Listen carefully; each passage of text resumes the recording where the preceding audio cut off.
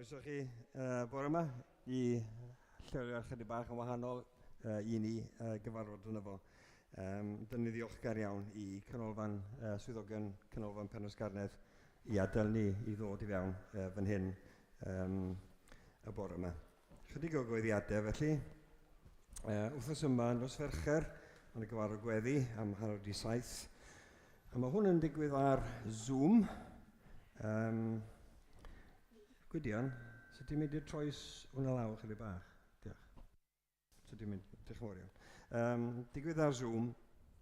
A beth dyn ni'n neud nos Fercher ydy bod ni'n dod at ein gilydd fel eglwysi yn y gogledd, eglwysi Cymraeg yn y gogledd, so cynnwys Talsarnau, Tan y Coed, Cildwrn, Nine a wedyn eglwys bach, a bod ni'n cael cyfle I rannu rhywfaint o beth sy'n digwydd ac wedyn cyfnod o weddio gyda gilydd. Mae'n siŵr byddwn ni'n rhannu allan mewn grwpiau bach I weddio a bydd hynny'n braf I jyst digwyddiad braf iawn I rannu gyda'n gilydd felly. Nos Wener, cyffro, Seler? Gewch chi wybod fel mae bethau'n digwydd, ie? Bore Sadwrn brecwast merched? Ydy, mae'n cyntaf awt y merched, ydy. Felly, mi ddawr newyddion drwy'r awyr, felly dwi'n cymryd. A di Sul nesaf bydd David Job yn pregethu yma. Mae yn Gaerdydd heddiw, felly ni'n gwyddio bendith arnyn nhw. Maen nhw'n hanner ffordd trwy cyfarfod nhw erbyn hyn. Gyhoeddiad fan hyn am codi arian at achub y plant ac elw at drychineb Twrci a Syria yn neuadd cymunedol Porthaethwy. Mae yna raffl stondin gacennau a beth eraill yn digwydd. So bore di Sadwrn, mae hwnna'n digwydd ar yr 11 o Fawrth. So Mawrth 11, neuadd cymunedol Porthaethwy, a mae yna 2.50 a bydd hwnnw wedyn yn mynd at yr elw at achub y plant a'i gwaith nhw yn trychineb oherwydd y ddaeargryn yn Twrci a Syria. Mae'n siŵr nawn ni gyhoeddi hwnna eto I atgoffa bobl. Diolch yn fawr iawn. Dwi'n gwybod bod chi wedi cael neges bod Aron Trehan yn pregethu. Mae'n amlwg yn Aron Trehan sy'n yma y bore yma. Felly pethau ddim wedi gweithio allan yn anffodus, ond mae gawn ni gyfle I ddod at ein gilydd y bore yma. Chydig o eiriau allan o Psalm 33. Llawen hewch yn yr arglwydd chi rhai cyfiawn. I rhai uniawn gweddus yw moliant. Molwch yr arglwydd ar delyn, canwch salmau iddo ar offeryn dectant. Canwch iddo gan newydd, tynnwch y tanau'n dda, rhowch floedd. A rheswm, oherwydd gwir yw gair yr arglwydd. A mae ffyddlondeb yn ei holl weithredoedd. Mae'n caru cyfiawnder a barn, a mae'r ddeiar yn llawn o ffyddlondeb yr arglwydd. Sgynnon ni ddim telyn nac offeryn tynnu tanau, ond mi fydd Hywel yn harwen I mewn munud I chydig o foliant gyda'n gilydd. Cyn bod ni felly yn cyflwyno hunain i'r arglwydd mewn gweddi. Jyst chydig o bethau ymarferol. Plis cadwch chi ffwrdd o'r ardal yna lle mae yna weirs, so ni'n eisiau neb I frifo wrth syrthio fyna. Os ydych chi angen toilet felly yn ystod y gwasanaeth, sa'ch chi'n mynd drwodd allan o'r drwsi ar yr ddeini fyna yn y cefn, ac wedyn mi welwch chi, mae yna toilet fyna. Mae'n deud i'r anabl, ond mae ar gael I chi ddefnyddio. Hwna dwi'n credu y ffordd hawsa a'r ffordd mwyaf diogel o fynd i'r tu bach os ydych chi'n dymuno gwneud. Dwi'n meddwl bod yna ddim byd arall ymarferol I sôn. Gawn ni gyflwyno hyn yn i'r arglwydd. Diolch i ti o ddiwentad am cael y cyfle yma bore yma i ddod gyda'n gilydd. Da ni am ddilyn ac am blygu i thair bore yma pan mae'n gofyn i ni lawenhau.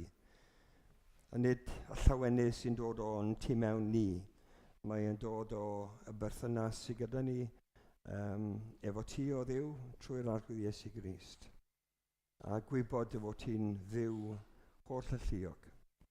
Fod ti'n dduw sydd wedi rhoi i ni y gair, dair di'r arglwydd Iesu Grist, a gwir yw'r gair yna.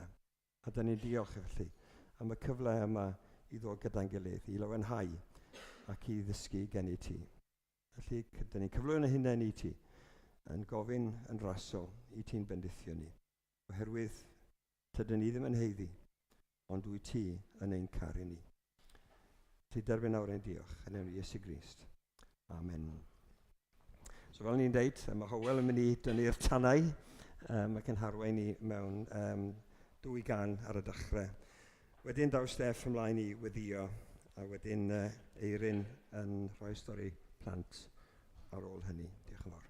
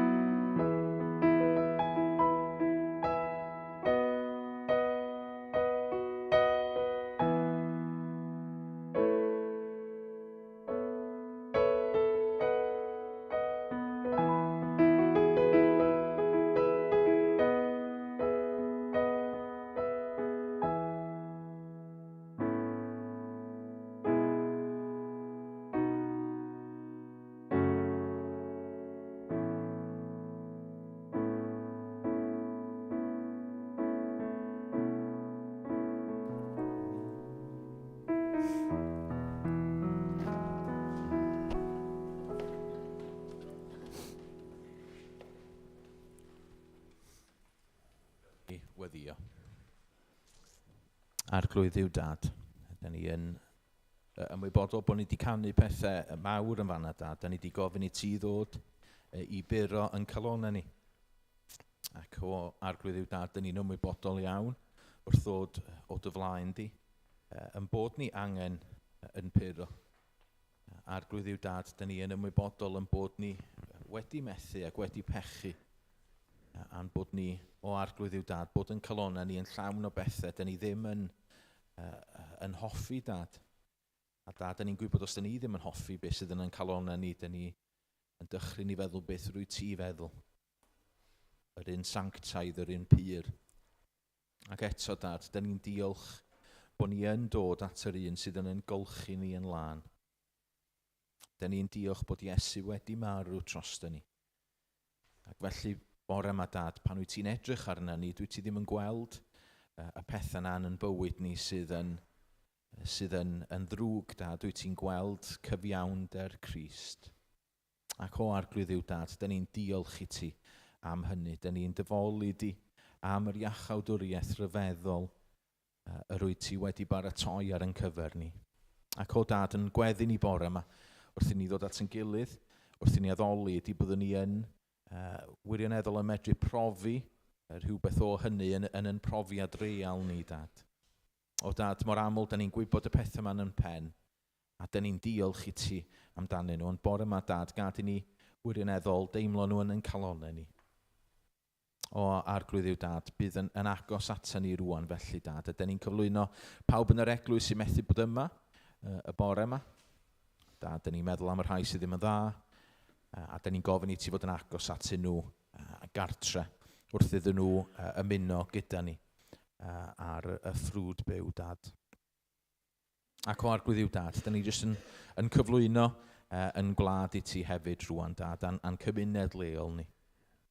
Arglwydd yw dad, mae'n gymaint o anghenion, a dad, da ni'n gwybod mae ti ydy'r ateb I bob angen. A felly dad, da ni'n gofyn, plis y gwneud I symud yng nghalonau pobl. Da ni'n gweddio, plis y bydd yr efengil yn dod unwaith eto yn rhywbeth, nid yn unig mae pobl yn ei ganu mewn gêm rygbi, ond y bydd y wirioneddol yn symud ac yn dod yn reality ar wefusau pobl. Arglwydd Duw dad, bydd gyda ni felly, plis. A da ni'n cyflwyno Dafydd I ti bore yma, gweddio, plis y bydd I gyda fo wrth iddo fo siarad gyda ni. A da ni'n cyflwyno Eirin rwan wrth iddo fo siarad gyda'r plant. Diolch I ti amdanyn nhw, a da ni'n gweddio, plis y bydd I di'n siarad gyda nhw trwy'r stori. Yn enw Iesu Grist. Amen. Amen.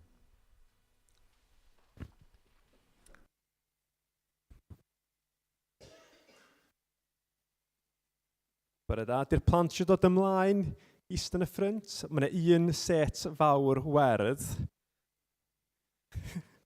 A mae Jude wedi chymryd hwnna'n barod. O'n I wedi meddwl sa dewin I chael, ond mae'n fwy doniol gweld dewin treist ar un o'r cadiriau bach coch. O, cynnan, treist ar lawr. O, cynnan gei di gadar go iawn. Okay. Reit, ta. Sut ydych chi gyd bore yma? Pawb yn iawn? Wrach ddim yn cweit yn iawn, achos mae'n rhywbeth yn digwydd fory, ydych chi'n mynd yn ôl i'r ysgol. Reit, ta. Ydych chi wedi cael gwahoddiad I rwla, ac maen nhw wedi deud ydych chi'n gorfod gwisgo mewn rhyw ffordd arbennig. Anna. Oce, so, mynd ar drip ac yn dweud, nid yw please wisgo rhyw jacket. Rydych chi wedi bod, Dewi? Oce, ysgol. Mae hwnnw'n beth da ydy bod rhywun yn gorfod mynd i'r ysgol. Dwi'n cofio cael gwahoddiadau I ryw lefyll lle oedden nhw'n dweud black tie. Bod rhywun yn gwisgo dici bod di. Dwi'n cofio un gwahoddiad I rhywbeth white tie, a ffeindio allan bod angen siwt efo cynffon I fanno, felly ES I ddim, ond yn aml iawn, mae gennym ni'r syniad mae weithiau, da ni'n mynd I rwla, da ni'n gorfod gwisgo mewn rhyw ffordd arbennig. Pan o'n i'n fach, ac yn mynd I capal, o'n i'n gorfod gwisgo dillad di sul. So do'n ni'n cael gwisgo shorts fel Steph, do'n ni'n cael gwisgo jeans efo tyllan nhw fel Esther, o'n i'n cael gwisgo trainers, ond o gyda mam a dad rhyw syniad o be oedd gwisgo dillad di sul. Ond, a fi Dafydd yn sôn amdan hyn, yn y bregath. Dydy bod yn Gristion ddim yn fatar o ddilyn rheola. Mae o'n fatar o ddilyn rheolwr. Mae o'n fatar o ddilyn Iesu Grist. Ac yn y darn yma bydd Dafydd yn ei ddarllen ac yn ei egluro i ni. Mae'n sôn i'r person sydd wedi dod yn Gristion, mae wedyn yn sôn am gwisgwch am danoch. Gwisgwch am danoch rhai pethau da. Pethau da, dylia Cristion fod yn anelu ac i wneud, oherwydd maen nhw'n dangos bod chi'n perthyn i Iesu Grist. Felly, nath Dewi sôn amdan y wisg ysgol. Beth sydd ar y wisg ysgol yma? Sy'n mama cynnan? Be di hwn? Bathodyn ynde. Ac os di rhywun yn gwisgo y jumper yma, os o'n i'n trio stwffio'n hun i mewn i'r jumper yma, fysa hynny be? Yn dangos bod fi'n mynd i ysgol y garnedd, ac os o'n i'n dwy'n un o jumpers Anna a'r bathodyn yn dweud, dwi'n perthyn i ysgol Rhiwlas, neu Daniel ysgol y Graig, ia, perthyn i ysgol y Graig. Wel, i'r Cristion, da ni hefyd i wisgo rhai pethau amdanon. Da ni fod yn trio bod yn garedig, yn addfwyn, oherwydd, nid oherwydd bod hynny yn bethau sydd yn mynd i wneud ni yn ddigon da i Dduw, ond oherwydd os, fatha mae'r bathodyn yma yn ei wneud, bod ni'n perthyn i Iesu Grist. Felly dyna, dwi eisiau chi gofio bore yma. Un peth, dydy Cristion ddim yn rhywun sydd yn dilyn rheola yn bennaf, ond yn bennaf oll. Beth ydy Cristion ydy person sydd yn dilyn Iesu Grist. So pan da chi'n gwisgo'ch gwisg ysgol bara fori ac yn meddwl, dwi'n perthyn i ysgol Tregarth, dwi'n perthyn i ysgol Tryfan. Na, i'r Cristion, mae o'n ei hun berson sydd yn perthyn i Iesu Grist. Diolch yn fawr i chi. Diolch yn mynd yn ôl ista mewn cadeiria call rwan.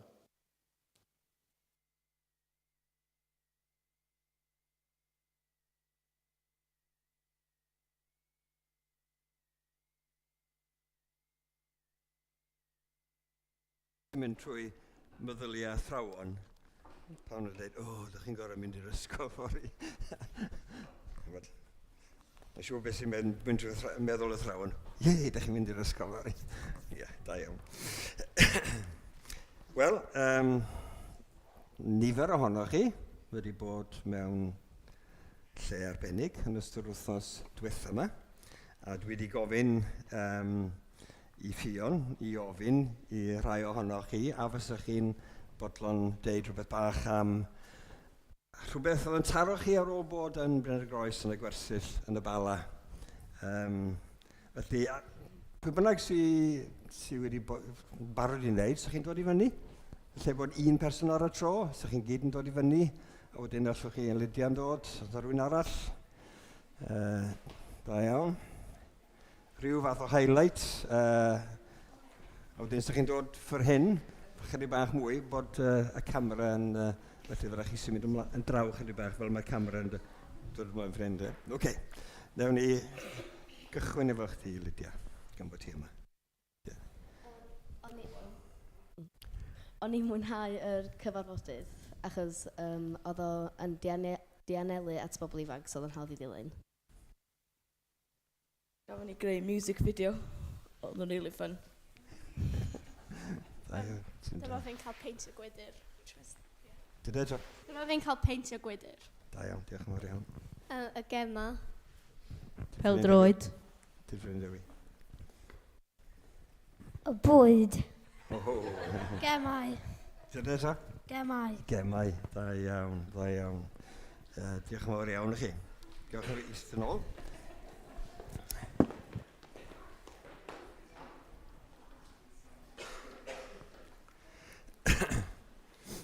Mae'n amlwg bod chi wedi cael amser arbennig iawn, a dyn ni'n ddiolchgar i'r swyddogion sydd wedi bod yn gofalu amdano chi. Sioned yn arwain y merched, a wedyn Steff yn hyn, ac Aron Trehan hefyd yn rhoi'r gair. Ac yn, dych chi'n cael rhyw flas felly o ambell i air o beth oedd yn digwydd. Cyfuniad o nifer o bethau gwahanol, a dwi'n gobeithio bydd y pethau yna'n aros yn eich cof chi. Felly, a mwy na hynny, bod nhw y pethau oedd yn cael ei ddeud yn dod yn wir yn eich hanes chi. A mi wnawn ni gyfeiriad hynny bellach ymlaen y bore yma. Dwi am ddarllen o llyfr y Colosiaid, llythyr at y Colosiaid.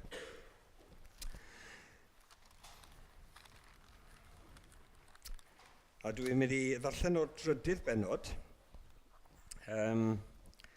Darllen yr 4 adnod gynta, wedyn neidio chydig bach ymlaen i adnod 12 tan adnod 17. So Colosiaid, penod 3, llythyr Paul at y Colosiaid, penod 3. Mae'n sgwennu at Cristnogion ac mae e'n deud hyn. Felly, os cyfodwyd chi gyda Christ, ceisiwch y pethau sydd uchod, lle mae Christ yn eistedd ar ddeheulaw Duw. Rhowch eich bryd ar y pethau sydd uchod, nid ar y pethau sydd ar y ddaear. Oherwydd buwch farw, ac y mae eich bywyd wedi ei guddio gyda Christ yn niw. Pan amlygu'r Christ eich bywyd chi, yna fe gewch hithau eich amlygu gydag ef mewn gogoniant. Ac wedyn mlaen i adnod 12. Am hynny, fel etholedigion Duw, sanctaidd ac annwyl, gwisgwch amdanoch dynerwch calon, caredigrwydd, gostyngeidrwydd, a ddwynder ac ymynedd. Goddefwch eich gilydd, a maddeuwch eich gilydd, os bydd gan rhywun gwyn yn erbyn rhywun arall, fel y maddeuodd yr arglwydd i chi, felly gwnewch hithau. Tros yr rhain i gyd, gwisgwch gariad, sy'n rhwymyn perffeithrwydd. Bydded i dangnefedd Christ lywodraethu yn eich calonau. I hyn y cawsoch eich galw yn un corff, a byddwch yn ddiolchgar. Bydded i air Christ bryswylio ynoch yn ei gyfoeth. Dysgwch a rhybyddiwch eich gilydd gyda phob doethineb, a chalonau diolchgar canwch i Dduw salmau ac emynau a chaniadau ysbrydol. Beth bynnag yr ydych yn ei wneud, ar air neu ar weithred, gwnewch pob peth yn enw yr arglwydd Iesu, gan roi diolch i Dduw y Tad drwyddo ef. Bendydd Duw ar ei air i ni y bore yma. Dyn ni am ganu gyda'n gilydd, emyn arall. Iesu yw'r i o'r, y gri sy'n atsain trwy cread. Disglair ei rym, tragwyddol air ein craig, gwir fab ein Duw, sy'n llenwi'r nefoedd a'i ogoniant, sy'n ein gwahodd i brofi y bara byw. Ac ymlaen, diolch yn fawr iawn.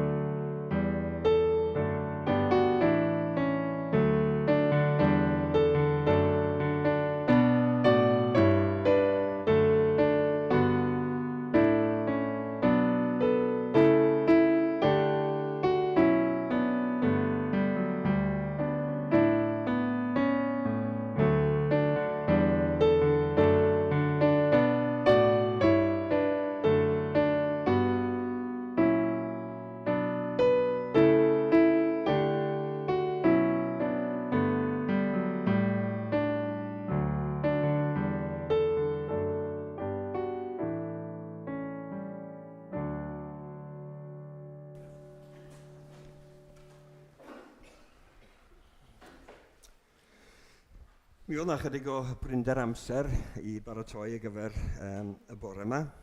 Felly dyma chwilio rhywfaint yn yr archives i weld beth oedd gen i wedi baratoi o'r blaen.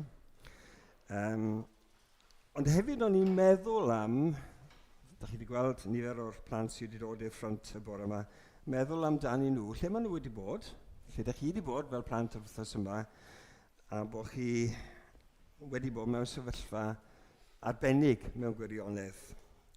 A felly yr adnod dwi am troi ato fy bore yma ydy adnod o Colosiau 3, pennod 16. Bydde di air Crist breswylio anoch yn ei gyfoeth. Dysgwch ar y byddiwch eich gilydd gyda phob daethineb a chalonau diolchgar canwch i Dduw, salmau ac ymynau a chaniadau ysbrydol. Wel, diolch yn fawr i chi am y plant sydd wedi bod yn ddewr iawn i ddod ymlaen i'r ffront yn hyn a mynegu be maen nhw wedi wneud dros yr dyddiau diwethaf yma yn y bala. Dydy yn beth hawdd i ddod i fyny fan hyn i siarad nac di, a diolchgar iawn am hynny. Mae'n amlwg bod chi wedi cael amser gwych. A dwi eisiau chi feddwl bore yma bod chi wedi bod yn freintiedig iawn. Yn freintiedig iawn. Yng nghwmni swogs arbennig. Na i'n fenwi neb. Mewn cwmni da o bobl. A dwi'n yn gwybod os ydych chi wedi meddwl am pwy oedd gyda chi fel swyddogion, fel swogs, pobl sy'n caru Iesu Grist. A maen nhw'n barod wedi bod yn rhannu, rhoi amser i rannu gyda chi yn newyddion da am yr arglwydd Iesu Grist. Be fyddwch chi'n deud tybed wrth rhywun sy'n gofyn i chi fori? Wel, be wnaethoch chi'n deud dros hanner tymor, te?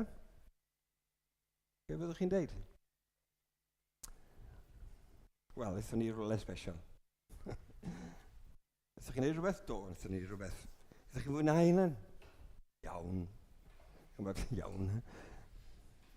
Dwi eisiau chi feddwl mwy na hynny. Dwi eisiau chi feddwl mwy na hynny.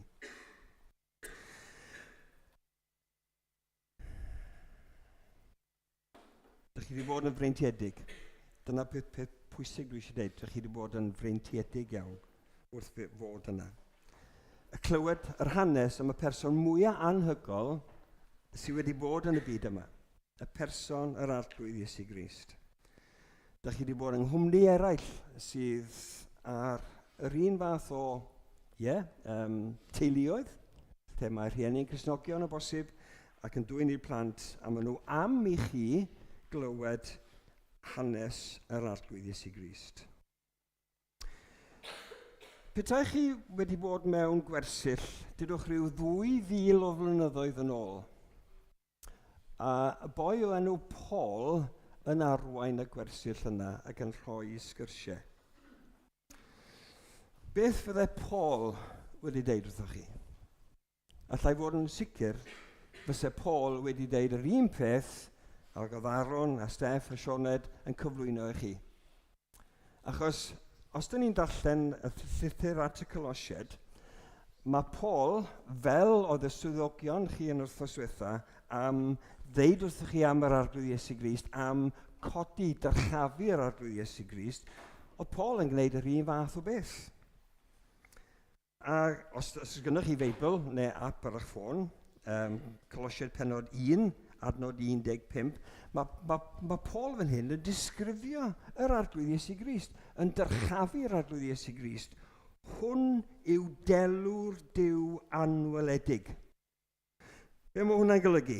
Petai y fath beth yn bod y pryd hynny a selfie, sef yr arglwydd Iesu Grist yn cymryd selfie o hunan ar ffôn, mae Paul yn deud, pan ydych chi'n edrych ar y llun yna, pan ydych chi'n edrych ar y person yna, ydych chi'n gweld Duw.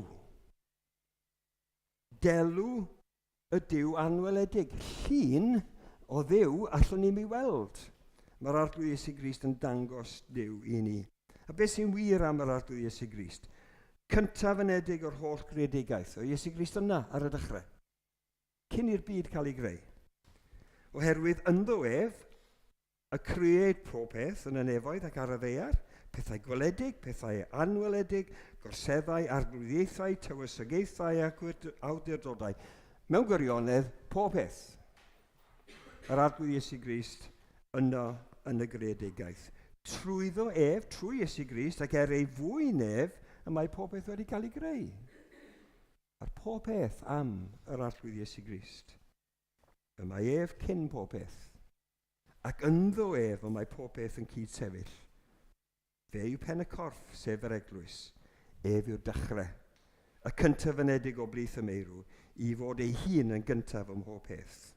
A sylwch neu gwrandewch ar adnod yma, oherwydd gwelodd Duw y Tad yn dda i'w holl gyflawnder, pob peth oedd yn wir, sy'n wir am Dduw, bod heina yn preswylio yn yr arglwydd Iesu Grist. A mae'r gair preswylio yn ymddangos eto yn ein adnod i. Preswylio ynddo ef. A thrwyddo ef ar ôl gwneud heddwch trwy ei waed ar y groes i gymodi pob peth ag ef ei hun, y pethau sydd ar y ddaear a'r pethau sydd yn y nefoedd. Fel oedd y swyddogion wrthos diwetha yn dyrchafu'r arglwydd Iesu Grist, mae Paul fan hyn yn dyrchafu ac yn gofyn i ni feddwl beth sy'n wir am yr arglwydd Iesu Grist. A nid yn unig beth sy'n wir amdano fo fel person, ond beth mae e wedi wneud. Yn yr un bennod mae'n sôn, gwaredodd ni o afael y tywyllwch. Mae'r arglwydd Iesu Grist wedi'n hachub ni. A'n trosglwyddo ni i deyrnas ei annwyl fab, bod ni bellach yn blant i Dduw, a nid yn blant yr un drwg, y diafol. Dyna ni'n dod i fod yn rhan o deyrnas Duw. Yn yr hwn, yn Iesu Grist y mae i ni brynedigaeth, sef maddeuant ein pechodau. Dyna be mae Duw wedi wneud trwy yr arglwydd Iesu Grist. Ac oherwydd hynny, mae Paul yn y llythyr yma, reit ar y dechrau, yn deud, oherwydd bod hyn yn wir amdano chi, dwi eisiau chi fyw yn deilwng o'r arglwydd Iesu Grist. Rhyngu ei fodd yn gyfan gwbl ac yn dwy'n ffrwyth mewn gweithredoedd da o bob math. Dwi eisiau chi fod yn deilwng, yn byw fel Cristnogion. A sut mae hynny'n bosib? Wel, mae Paul yn sôn yn yr bellach ymlaen yn adnod 1. Dau beth, mae Crist yno chi, ac wedyn trwy'r arglwydd Iesu Grist, dych chi'n hyflawn yn Crist. Pan mae person yn dod yn Gristion, beth sy'n digwydd? Mae Iesu Grist yn dod i fewn i fyw yn eich calonau chi, yn eich bywydau chi, i gymryd drosodd. Yn lle bod yna ddylanwad drwg yn eich hanes chi, mae yna ddylanwad da. Yr arglwydd Iesu Grist yn dod i fyw yno ni. Ac wedyn, dyn ni yn cael ein gwneud yn gyflawn yn yr arglwydd Iesu Grist. Dyma'r dream team, os maen nhw chi.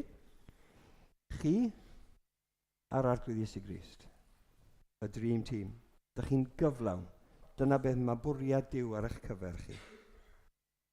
So, mae Paul yn dweud, oce, os di hyn yn wir amdano chi, a bod chi wedi derbyn yr arglwydd Iesu Grist, a Crist yn byw yno chi, be wedyn?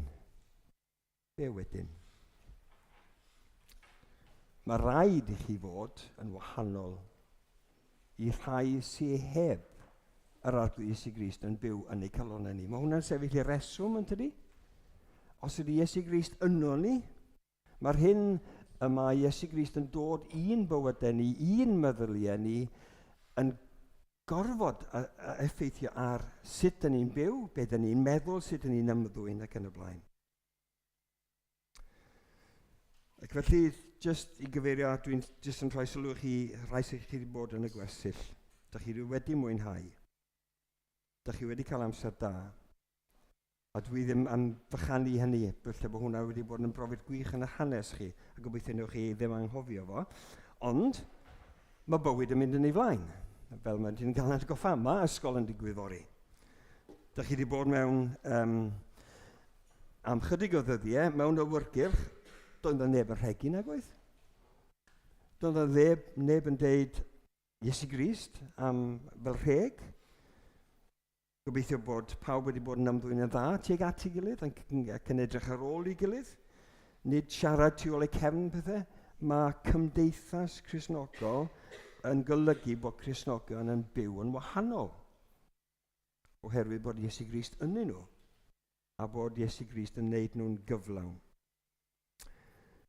Ond bydd pethau'n wahanol fori, siŵr o fod, os ni'n meddwl. Oherwydd da chi'n dod i gymdeithas lle nad ydy pobl yn credu yn yr arglwydd Iesu Grist. Dydyn nhw ddim cael ei dylanwadu gan yr arglwydd Iesu Grist, maen nhw'n cael ei dylanwadu gan yr un drwg, sydd yn gwneud pob math o drygioni a creu pob math o lanast mewn bywyd pobl. A mae problemau'n codi, a dwi eisiau chi fod yn ymwybodol o hyn. Mae problemau'n mynd i godi. A mae Paul yn rhybyddio yn pennod 2, gwyliwch allan. Sbiwch, edrychwch, cadwch golwg ar pethau, cadwch golwg ar eich hunan. Gwyliwch. Dyn ni clywed wrthos diwetha bod Nicola Sturgeon wedi rhoi gorau i'w swydd fel arweinydd SNP a fel First Minister. A mae yna 3 ymgeisydd yn trio am y job. Ac un ohonyn nhw wedi Kate Forbes.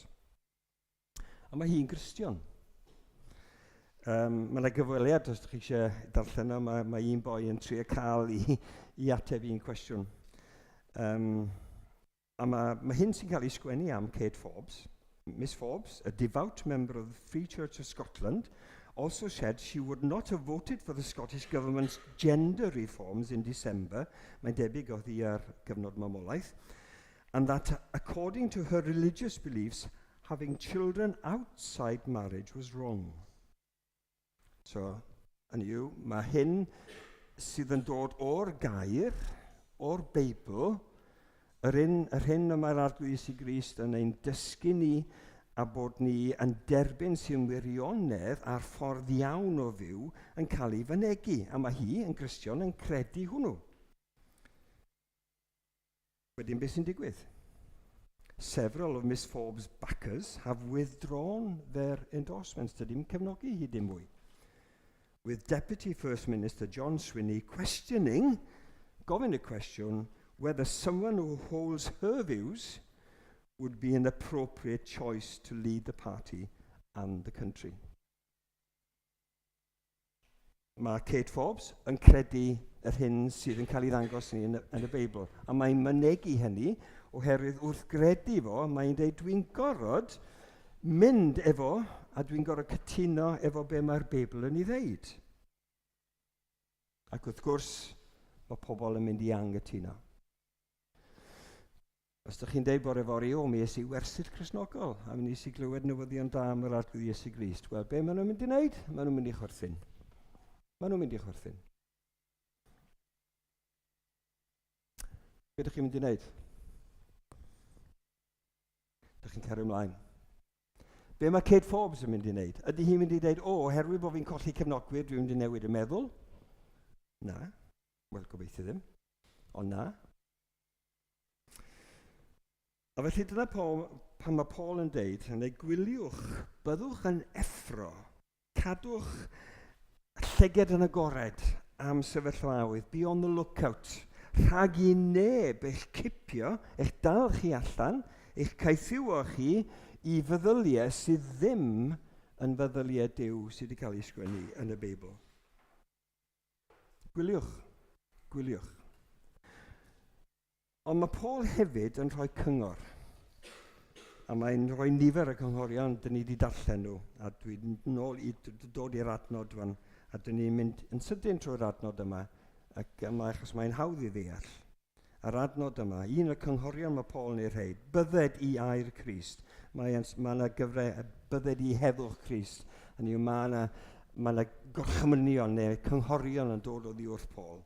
A dyma'r adnod. Bydded i'ch air Crist breswylio yno chi. Felly mae yna, o hwnna i fyny fyna, okay? Dyn ni'n mynd trwy bob un gair yn ei tro. Be mae bydded yn golygu? Wel, caniatawch i hyn i ddigwydd. Okay? Gadwch iddo ddigwydd. Beth bynnag sy'n dilyn, gadwch i ddigwydd. Rhowch amser iddo fo. Rhowch lle, rhowch rhwydd hynt i'r arglwydd Iesu Grist weithio yn eich calonnau chi. Newch chi ganiatáu i Dduw gwneud hyn yn eich calonnau chi. Dyn ni'n meistrin, dyn ni, o ganiatáu pethau dyn ni'n dymuno. Chymod, pe bys y Duw wedi sgwennu yn y Beibl, gadewch i chi wylio Match of the Day pob nos Sadwrn, felly fyswn ni'n dweud, gret, yna i wneud hynny, dim problem. A dweud y gwir, dwi yn gwneud hynny, dwi'n gwneud amser i wylio, achos mae gen i ddordeb fel droed. A dwi'n caniatáu fy hun i wylio rhaglen Match of the Day. O be mae Paul yn deud fan hyn, newch chi ganiatáu, rhowch yr amser, rhowch egni i fewn i, ac i beth? I air Crist preswylio. Dawn ni ar mlaen i preswylio mewn munud. I air Crist. Gadewch i air Crist. Be mae hwnna'n golygu? Dwi'n yn golygu bod... Dwi'n yn gofyn i Crist i ddod i fewn, ond mae'n dod i air Crist. Pob beth sydd yn wir am yr arglwydd Iesu Grist a'r doethineb, yr holl ffrwythau, da ni wedi darllen amdani nhw y bore yma, yr holl pethau sydd yn wir am Gristion, mae ynghlwm a be mae'r arglwydd Iesu Grist yn neud mewn calon person. Mae Iesu Grist yn dod i mewn i'n bywydau ni yn newid ni. A rhowch amser i hwnnw, i air Crist i weithio yn eich calonau chi. Cyfan sydd ynghlwm yr efengil rhyfeddol yma. Crist yno chi. Yr hyn sy'n bodloni yn deall ni. Os dyn ni'n meddwl am bethau, yr hyn sydd yn bodloni yn henaid ni, gwybod bod Duw yn derbyn ni yn yr arglwydd Iesu Grist, yn rhoi heddwch i ni, yn gwneud ni'n gyfiawn o flaen Duw, yn madden ni bob bai, yn rhoi sicrwydd y fywyd tregwyddol ac yn rhoi ryswig lan i fod yno ni, mae'r cyfan yna yn dod yn rhan o bod Crist yn byw yn eich calon chi, gair Crist. Cyfan sydd yn wir am yr efengil, y cyfan sydd yn wir am sut yn ei fod i fyw yn dilyn yr efengil. So bydded, rhowch amser iddo fo, gair Crist, breswylio. Wel, Paul ddim yn deud wrth chi gofyn i chi Grist i breswylio. Mae hwnnw wedi digwydd pan mae rhywun yn dod yn Gristion. Mae arglwydd Iesu Grist yn dod i fewn i'n bywydau ni. Ond mae'n dymuno bod gair Crist, yr hyn sydd yn wir yn dod i effeithio ar ein bywydau ni. Felly preswylio. Be mae preswylio yn golygu? Byw. Aros. Bydded i air Crist aros. Byw. Rhywbeth byw yn eich hanes chi. Tydi bywydau ni ddim fel rhyw bed and breakfast i air Crist. Bod e yna 1 munud ac wedyn maen nhw wedi mynd a mae rhywun arall yn dod yn ei lle nhw. Mae gair Crist, mae'r pethau sy'n wir am yr arglwydd Iesu Grist yn aros. Maen nhw'n cartrefi, maen nhw'n ddylanwad parhaol. Pob tro ydych chi'n gorfod meddwl am hyn a'r llall, penderfyniadau gwahanol, mae'r ffaith bod chi'n Gristion a bod Iesu Grist yn byw yno chi ac yn dylanwadu y ffordd ydych chi'n meddwl, maen nhw'n yno chi ym mhob sefyllfa. Pan ydych chi'n sefyllfa anodd, mae gair Crist yn preswylio, mae e'n byw yn eich bywyd chi. So rhowch amser, bydded, i air Crist i breswylio ynoch. Nawr, mae hwn yn ddiddorol achos mae ynoch yn lluosog. So os ni'n feddwl amdano fo, mae pob un ohono ni yn unigol efo cyfrifoldeb o adael i air Crist i fyw yn ein calonau ni yn bersonol, ond hefyd mae e'n sôn am yr eglwys. Bod y dylanwadau yma'n rhan o'r tyfiant ni a'n profiad ni fel eglwys. A mae rhaid ni gofio hyn, ond o'n i ymlaen at hyn mewn munud bach.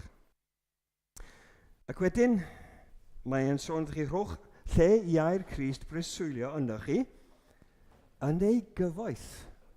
Dyna be mae'n dweud? Yn ei gyfoeth. Be mae hwnna'n golygu? Llawnder. Dyfnder. Cyfoeth a llawnder. Hynny yw, mae'n rhywbeth sydd yn fod i olygu bod yna digonedd yna. Hynny yw, mae gen ni broblem efo tomatoes a cucumbers yn Tesco ac yn y blaen. Does ddim digon i gael.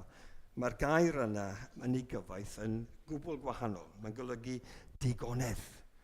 Fel mae yna ddigonedd o tomatoes yn Ffrainc, mae'n tebyg. Mae yna ddigonedd yna, sim prinder. A dyna y syniad sydd fan hyn. Bydde di air Crist preswylio ynoch yn ei gyfoeth. Da ni wedi bod yn gwylio rhaglen Gold. Dwi'n gwybod os rai ohonoch chi wedi bod yn gwylio rhaglen Gold ar y teledu. Bron i 40 o mlynyddoedd yn ôl. Mi wnaeth 6 dyn i fewn i ryw International Trading State oedd yn Heathrow. A oedden nhw'n mynd fyna a bwriad o ddwy'n arian. Oedd na 3 miliwn, dwi'n credu oedd na rhyw berson tu fewn wedi deud nhw, sbiwch, mae yna 3 miliwn o arian Sbeineg, pesetas fyma. Felly maen nhw'n mynd i fewn ar bwriad o ddwy'n 3 miliwn o arian pesetas Sbeineg. A mae yna rhywbeth yn mynd yn wrong. Mae'n hanes eitha diddorol, dweud y gwir. Mwyn cael mynd i'r folt, o 2 o'r guards yn gorfod cofio cod. A wedyn maen nhw'n cael eu bygwth, maen nhw'n taflu petrol dros nhw ar bygwth llosgi nhw. So mae un dyn yn rhoi'r cod i mewn, ac wedyn mae'r guard arall yn gorfod rhoi cod i mewn, ac oedd e wedi anghofio. Oedd e methu cofio beth oedd y cod. A mae'n cwyno, I only get paid £2 an hour for this, ac yn y blaen. A mae'n methu cofio'r cod. A beth sy'n rhyfedd bod y lladron yna yn gweld rhywbeth oedden nhw ddim yn disgwyl, sef 2 tunnell o air pur o ddim wedi cael ei roi yn y folt oherwydd oedd y folt dim digon o le iddo fo. Dwi'n yn gwybod oedd e rhy drwm neu beth bynnag. Ond oedd yr air yna yn eistedd yna. A be wnaethon nhw'n wneud? Wel, wnaethon nhw'n hofio, mae 3 miliwn o do. A wnaethon nhw'n mynd ymlaen i ddwy'n 26 miliwn o barau air. Cyfoeth. Mae yna gyfoeth a gyfoeth i gael do. Ond nhw'n dod, ond nhw'n meddwl, byddwn ni'n gyfoethog, 3 miliwn o ddigon. Mae mae'n ffeindio allan? 26 miliwn. Waw. Cyfoeth. Wrth edrych yn ôl at y bregaeth o'n i wedi paratoi ymlaen, mae'n amlwg bod fi wedi clywed gair gan John Trehan. Digwydd mae John Trehan iddo fod. A nath John Trehan defnyddio stori o hen gwpl oedd yn eistedd mewn tŷ mawr, ac o'n nhw digon o gyfoeth, ac wedyn yn y nos oedden nhw'n rhoi 6 darn o lo ar y tân i gadw nhw'n gynnes.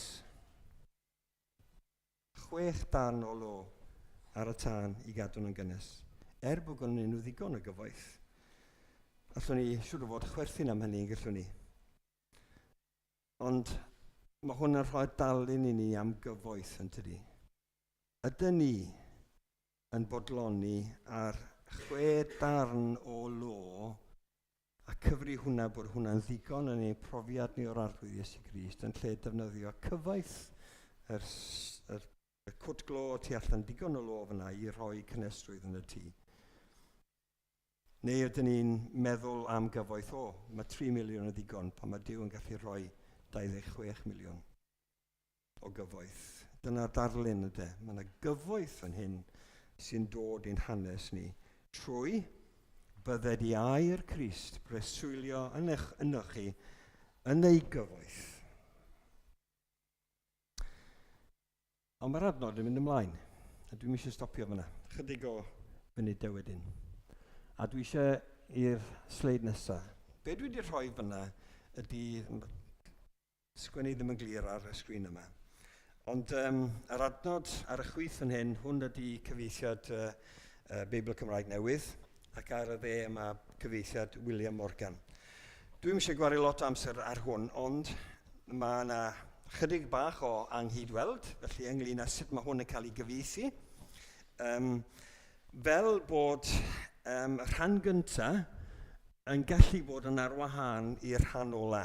So yn y Beibl Cymraeg newydd, mae gennych chi bydded i air Crist breswylio yn eich enig gyfoeth, dysgwch ar y byddiwch eich gilydd gyda phob doethineb, ac wedyn, a chanwch. Mae fel petai y ddau yn gallu bod ar wahân.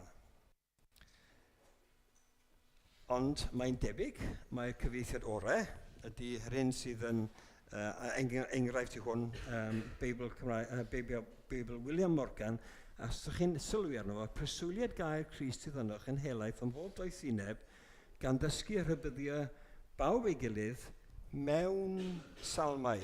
Maen nhw'n cael eu cysylltu efo'i gilydd.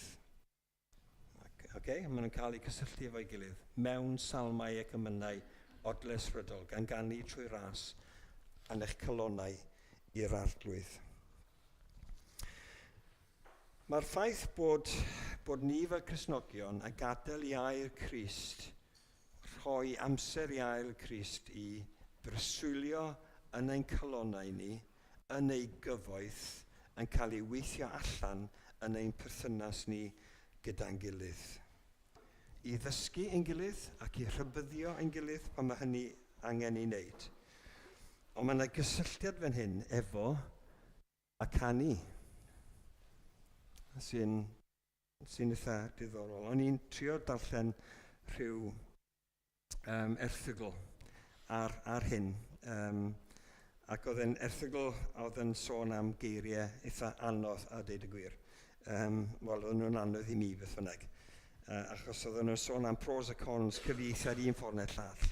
A geiriau fel participles, modals, imperatives, modifications. Os oes rhywun yn nabod fi o gwbl, mae gramadeg a fi, da ni ddim yn mynd efo'n gilydd. Ond y pwynt dwi am ddod i chi bore yma i orffen ydy y cysylltiad yma efo y canu sy'n eitha diddorol. Dwi eisiau gofyn i'r plant, beth ydych chi'n meddwl am ein canu ni fel cynulleidfa? Dwi'n gofyn i chi ydyn ni'n canu mewn tiwn, ond beth ydych chi'n meddwl o'n canu ni? Beth ydych chi'n meddwl pan mae rhywun yn cyhoeddi emyn? A'n dweud, gret, gewn ni sefyll i fyny am chydig bach. Gewn ni symud o gwmpas. A wedyn ni'n dweud, sy'n rhaid ni eistedd yn yr un lle drwy'r amser. A dyna beth dyn ni'n neud pan dyn ni'n canu. Yn yma Cristnogion wedi canu ar hyd y hanes yn y Beibl. Mae Matthew pennod 26 yn sôn am y disgyblion yn dod allan o'r uwch ystafell a wedi iddynt ganu emyn eithant allan i fynydd o'r olewydd. Oedd na ddigwyddiad rhyfeddol o'i blaen nhw'n doedd. Iesu Grist yn cael ei groesoelio. Beth ddigwyddodd yn y carchar yn Philippi? Chi'n gwybod? Tua hanner nos roedd Paul a Silas yn gweddio ac yn canu mawl i Dduw. A'r carcharorion yn gwrando arnyn nhw. Ac yn llyfr datguddiad, dyn ni'n sôn am gan newydd. A dyna siŵr mae gennym ni emyn, yn dweud bydd canu yn y nefoedd, oherwydd mae gennym ni geiriau yn y gair sydd yn sôn am hynny. Felly, ar ôl darllen yr erthygl yma, maen nhw'n dod i benderfyniad. A dyma be maen nhw'n dweud, the Colossian and Ephesian churches are to instruct one another by means of all manner of musical praise. The Colossian and Ephesian churches are to instruct one another by means of all manner of musical praise. This is to characterize their worship. It should also characterize ours. Beth sy'n digwydd pan dyn ni'n sefyll i fyny a canu? Beth oedd yn digwydd pan oedd y Cristnogion cynnar yn canu?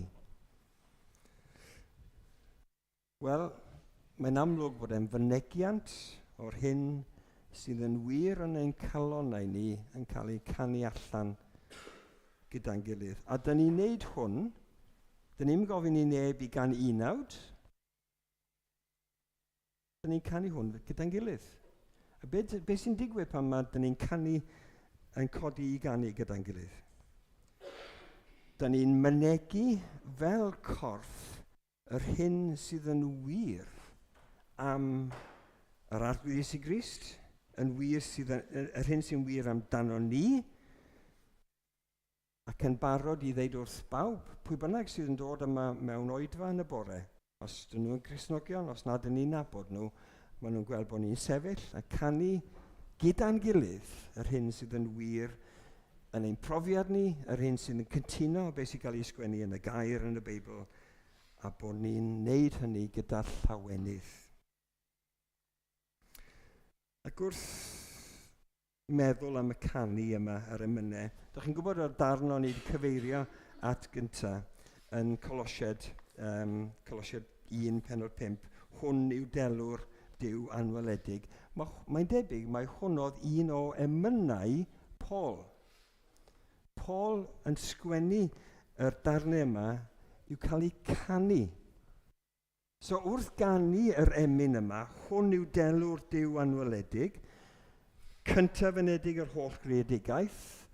Wel, Cristnogion, pan oedden nhw'n canu hwnna, oedden nhw'n cael ei dysgu rhywbeth am yr arglwydd Iesu Grist, ac wrth ganu fo, oedden nhw'n dysgu amdano fo, ond hefyd wrth ganu fo, oedden nhw'n mynegu'r hyn oedd yn wir yn eu hanes nhw ac yn eu profiad nhw, yr hyn sydd yn dod o air Duw. Felly, dyn ni'n mynd i godi a canu mewn munud, a bydd Dewi'n falch o cael symud o gwmpas.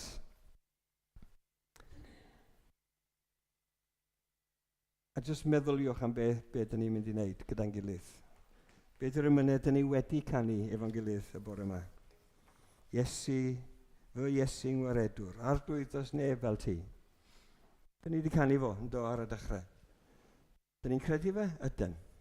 A dyn ni'n gallu canu hwnna gyda'n gilydd mewn llawenydd. Dyn ni wedi gofyn i Dduw am impuro'n calon ni. Rhywbeth i gyd dyn ni'n cytuno, a pam dyn ni'n cytuno oherwydd bod e'n rhywbeth sydd yn dod o air Duw i hunan. Iesu yw'r i o'r, y gris sy'n atra'n trwy'r cread. Disglair ei rym tra gwyddol air ein craig. Mae gynnon ni gyfoeth o mynau, dos. Mae yna gyfoeth o mynau sydd wedi cael ei sgwennu gan pobl sydd wedi profi, sydd wedi gadael i air Crist i berswylio yn nhw yn ei gyfoeth, ac wedyn maen nhw'n sgwennu y pethau yma yn rhan o'i profiad nhw. A dyn ni'n diolch i Dduw am cael y cyfle i ganu gyda'n gilydd felly y mynau o'r fath. Mae'n bwysig bod ni'n canu ymynau da, ynddi? A mae hwnnw felly allwn ni drafod. A beth dwi'n mynd i ofyn i chi ar gyfer gwasanaeth heno, pob un ohonoch chi fydd yn dod ar Zoom i ddewis emyn sydd wedi siarad efo chi. Neu salmau, achos mae hwnna'n rhan o'r peth hefyd, neu hyd yn oed ambell i emyn arall sydd wedi cael ei sgwennu yn y Testament Newydd.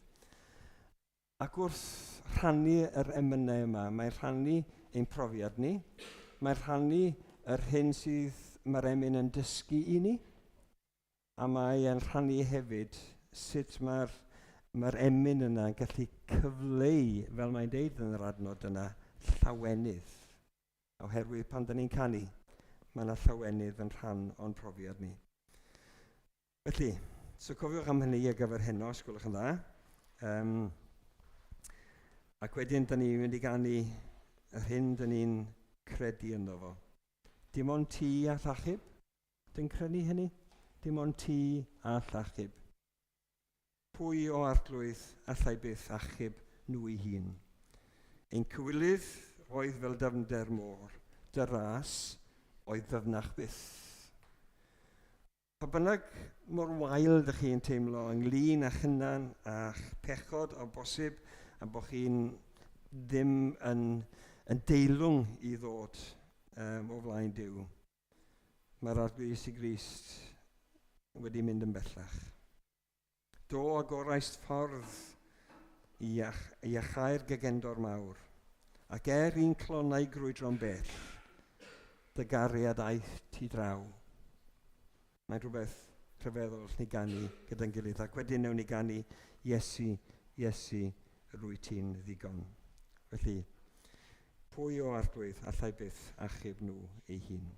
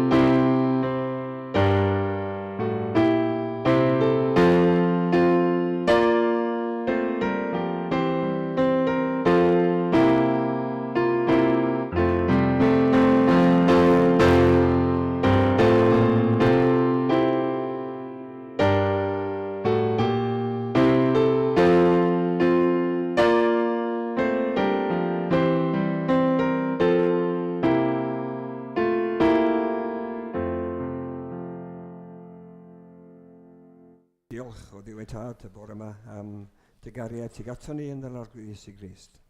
Diolch am y modd y gallwn ni i ganiatáu i air Grist, i llenwi ac i fyw yno ni, a hynny yn ei gyfoeth.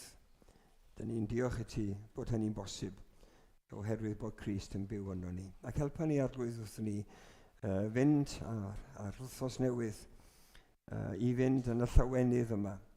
Llawenydd o gallu canu gyda'n gilydd y bore yma. Iesu, rwy ti'n ddigon. A dim ond ti all achub.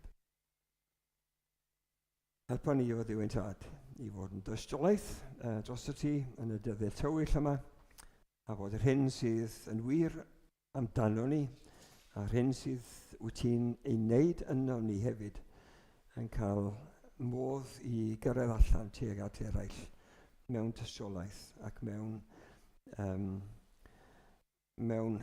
tystiolaeth dda amdano ti, gogoniant i'r arglwydd Iesu Grist. Felly clyw ein gweddi a derbyn nawr yn diolch. Yn enw Iesu Grist. Amen.